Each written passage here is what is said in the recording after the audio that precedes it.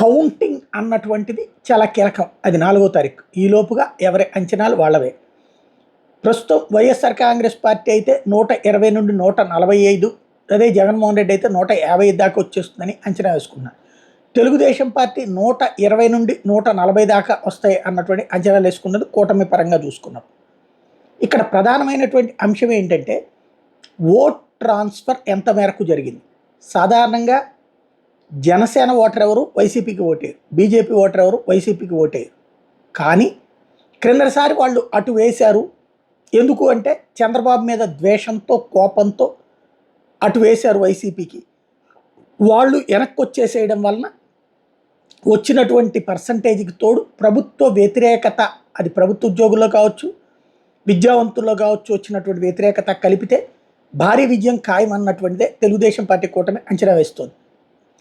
1వ తారీఖున exit polls వచ్చే ముందు ఎవరి లెక్కలు వాళ్ళు వేసుకుంటున్నటువంటి నేపథ్యంలో ప్రజలు ఇచ్చిన తీర్పు మాత్రం స్పష్టత వచ్చేది 4వ తారీఖే.